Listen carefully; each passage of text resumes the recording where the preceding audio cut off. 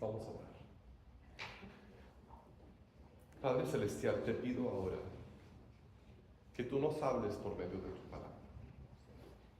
Señor, que sea tu Espíritu el que guíe nuestra comunicación hoy, tanto el hablar como el entender.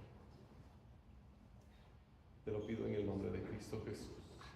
Amén. Hace algunos días íbamos saliendo del grupo de jóvenes, tenía algunos de los jóvenes en el carro conmigo y vimos en la marquesina de una iglesia una pregunta muy interesante. La pregunta decía, ¿qué tendría que decir este anuncio para que llegaras a la iglesia? ¿Qué tendríamos, en otras palabras, que poner aquí en la marquesina para obligarte, para hacer que tú entres aquí? Y uno de los jóvenes dijo, dinero gratis. Con eso conseguiríamos que la gente llegue a la iglesia. Otra opinión fue cerveza gratis. Quizás eso podría atraer a algunas personas. Bueno, es una pregunta interesante. ¿Qué tendríamos que decir a la gente para que quieran venir a la iglesia? Pero con todo respeto para la persona que puso esa pregunta en la marquesina, yo creo que no importa lo que pongamos en un anuncio afuera de la iglesia. Eso no es lo que va a atraer a las personas para que conozcan al Señor. Ahora, todos estamos de acuerdo. Es algo bueno que la gente venga y escuche la palabra de Dios y conozca a Cristo. Espero que todos queramos eso y lo deseemos. Pero ¿cómo lo vamos a lograr? ¿Cómo se va a hacer? Bueno, como creyentes, nosotros tenemos una misión en el mundo. Somos representantes de Dios. Somos embajadores de Cristo. Y nuestra misión es vivir de tal manera que las personas tengan sed del Evangelio. Jesús nos dijo que somos la sal de la tierra. Y una de las cosas que hace la sal es dar sed. Nuestras vidas deberían causar que la gente diga, yo quiero lo que ellos tienen. Tengo sed de esa agua que veo brotar en sus vidas.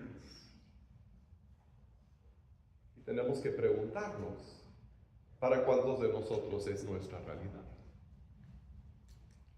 Ahora, durante estas semanas estamos leyendo la carta que el apóstol Pablo le escribió a su ayudante Tito, quien se había quedado en la isla de Creta para organizar a las iglesias que habían surgido tras la predicación del Evangelio por parte de Pablo. Entonces, hace algunas semanas vimos cómo llegamos a ser parte de la iglesia. Llegamos a pertenecer a la iglesia cuando aceptamos el Evangelio, cuando creemos el mensaje de salvación, cuando recibimos a Cristo como Señor y Salvador. Son diferentes maneras de hablar de la misma decisión, del mismo compromiso. Así entonces llegamos a ser parte de la iglesia, pero la iglesia necesita buen liderazgo. Y entonces vimos también cómo Dios describe a la clase de gente que Él quiere tener al frente de su iglesia. También la iglesia necesita sana doctrina. Y la semana pasada estuvimos viendo cómo es necesario que se predique la verdad en base a la Biblia. Porque hay muchos charlatanes, hay muchos embusteros que andan diciendo otras cosas. Pero esa sana doctrina nos tiene que llevar a una santidad de vida. Porque no es solamente cuestión de creer la verdad, sino de vivir también la verdad. Y eso es lo que vamos a ver hoy. Entonces recojamos la lectura en Tito, capítulo 2. Y la semana pasada terminamos en el versículo 1 del capítulo 2. Vamos a recoger ahí otra vez la lectura.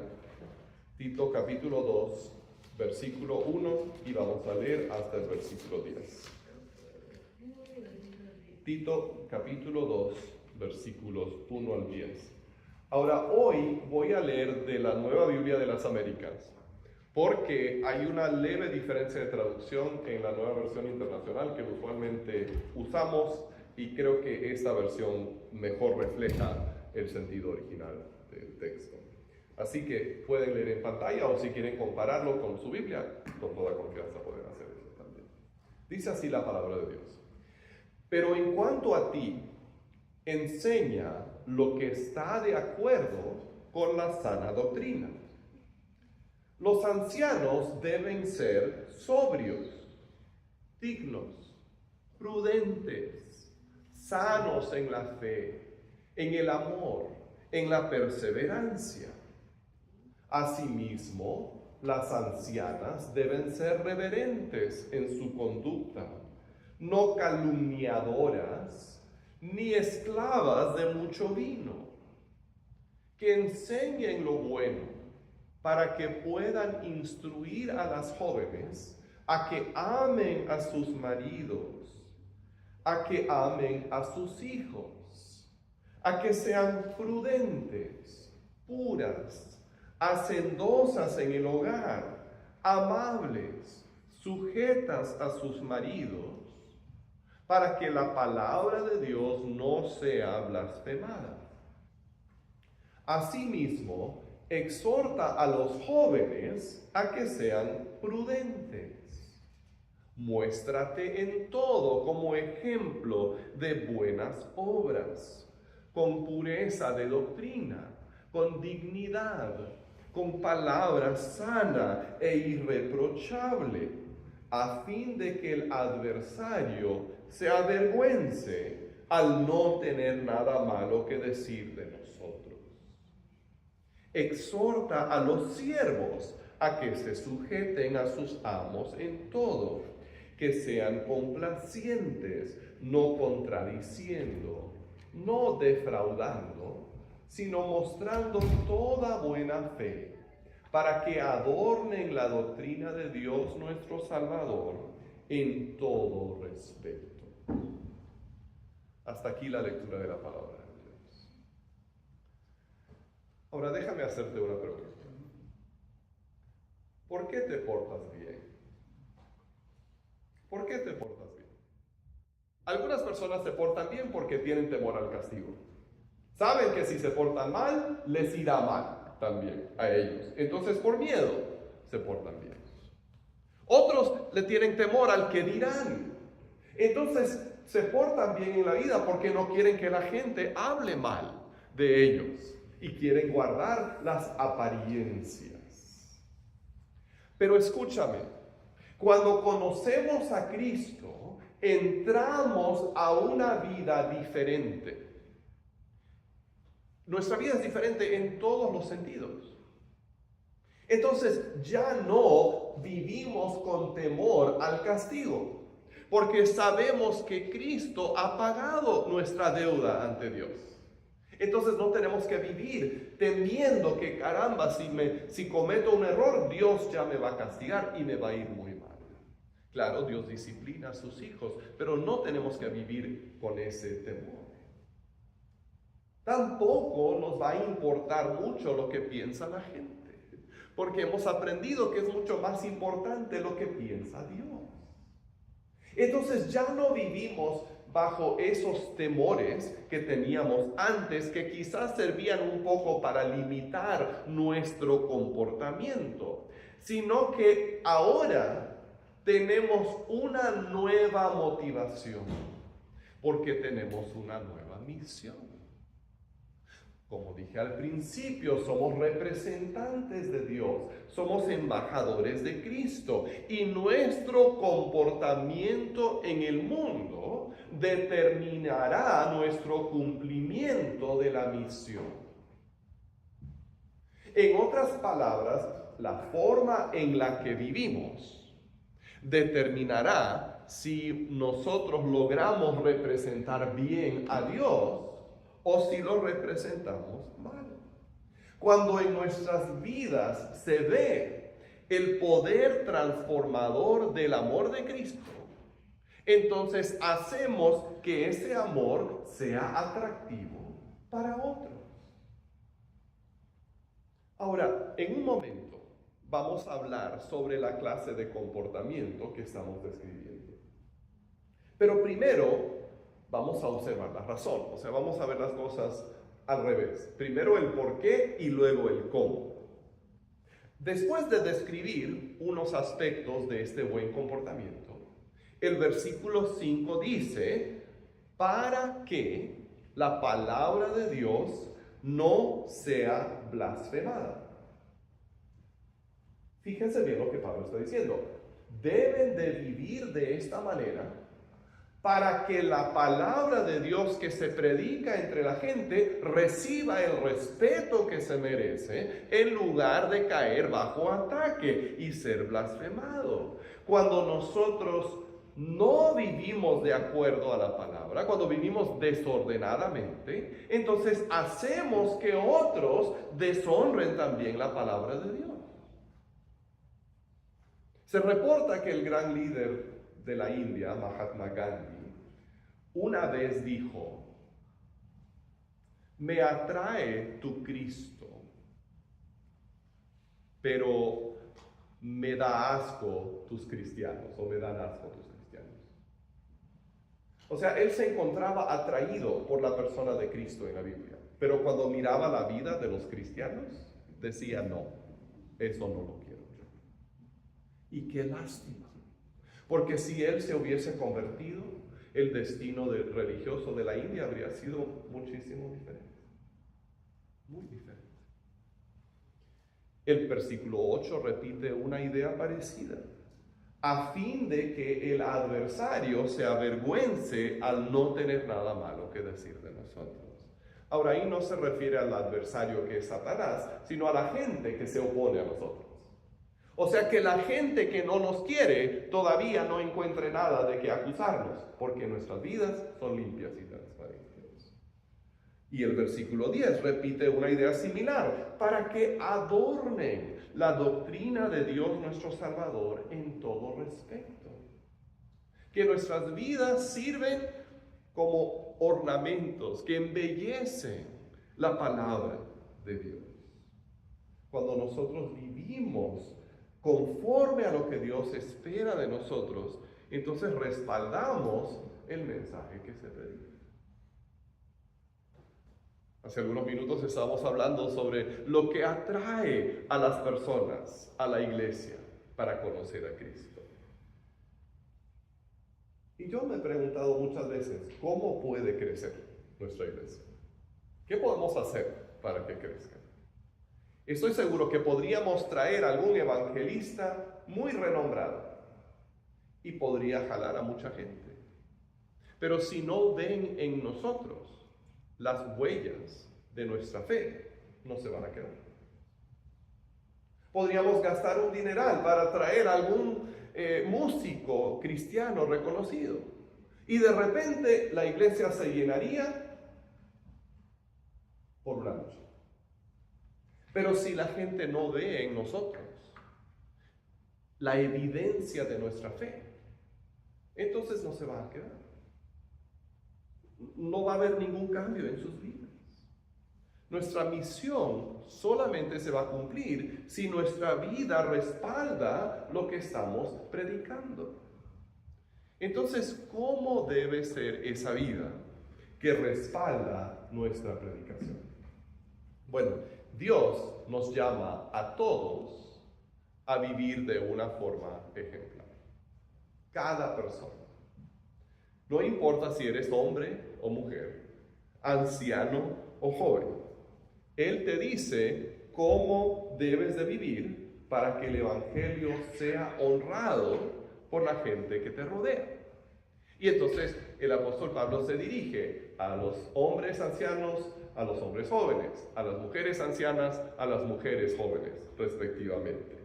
A los hombres mayores o ancianos, Dios les dice que vivan una vida digna y con una mente clara, en lugar de dar lugar a la borrachera y a la insensatez.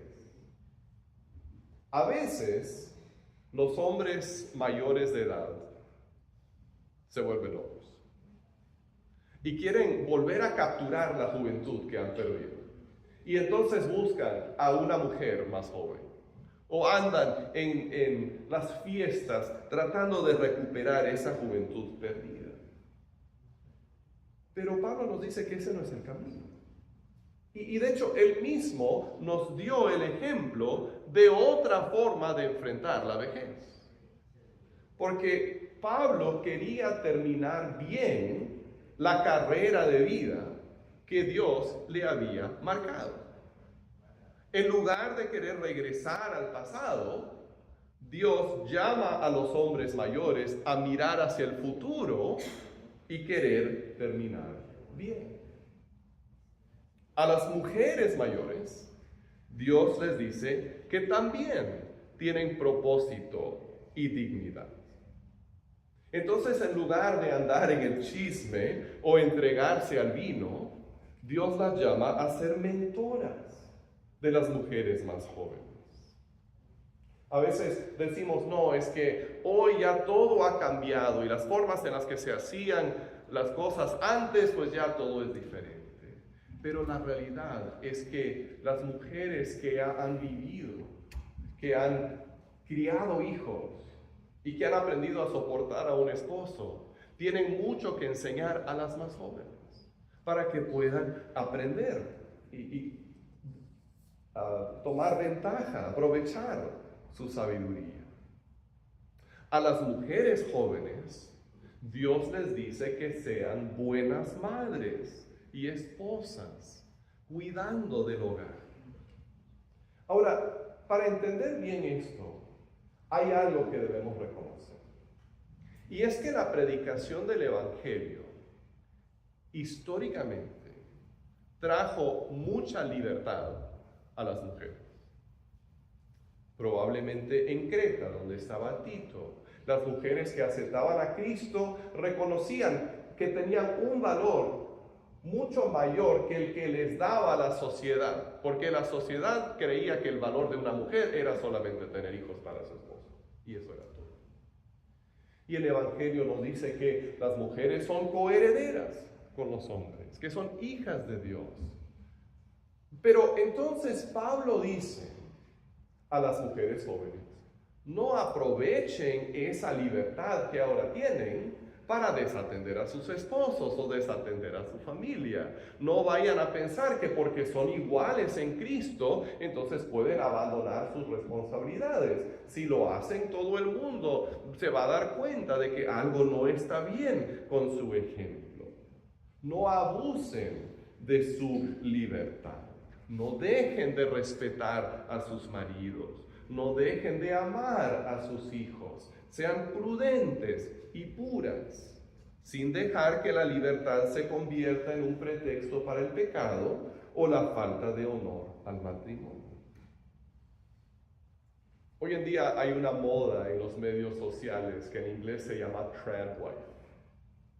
Es el modelo de la mujer tradicional que se dedica a la casa y que cocina con ingredientes y que en Instagram solamente sube fotos de todo lo que está haciendo con su casa y con sus hijos, y es algo súper tradicional. Y no confundamos el tradicionalismo con la palabra de Dios. Dios no llama a nadie a simplemente acomodarse a una tradición, sino a vivir la libertad que tenemos en Cristo de una forma que agrada a Dios y que da un buen ejemplo a los demás. Y entonces a los hombres jóvenes, Dios les dice que tengan dominio propio. No puede ser que la mujer cristiana sea una buena ama de casa mientras su esposo anda afuera persiguiendo faldas. No, el hombre joven debe buscar a una mujer para casarse y ser fiel a ella. Dios debe hacer el bien y ser un buen ejemplo. El machismo no tiene lugar en la iglesia. Y finalmente Dios habla a los siervos. Ahora, no es que Dios apruebe la servidumbre o la esclavitud, pero reconoce que es una realidad social y enseña a los siervos a ser respetuosos y honestos. Estas palabras ofenden a algunas personas, Y dicen que la Biblia defiende la injusticia. La verdad es que no es cierto eso. Y si vemos el registro histórico, fue en gran parte por la influencia del cristianismo que la esclavitud se abolió. A lo largo de la historia, la Biblia ha sido una fuerza para defender la justicia y para crear sociedades más justas. Y sin embargo, la realidad es que siempre vamos a enfrentar injusticia en la vida. Puede ser que tengas un patrón injusto. Si quieres, busca otro trabajo, tienes esa libertad. Pero no tomes su injusticia como pretexto para no hacer tu trabajo o para robarle, para ser deshonesto. Si enfrentas una injusticia, corrígela si puedes, pero no permitas que eso te cause a ti dar un mal ejemplo a los demás. ¿Por qué? Porque todo lo que hacemos sirve para atraer a otros al Evangelio o para alejarlos del Señor. Y ahora me pregunto, ¿por qué no vivimos así? ¿Por qué no tenemos vidas ejemplares? Quizás porque hemos creído una mentira. Hemos creído que la fe es cuestión de sentimientos, pero no de acción. O hemos creído que pues todos somos pecadores y realmente no importa cómo vivimos.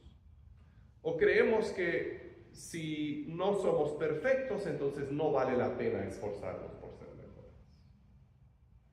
Dios no nos está llamando a ser perfectos al instante.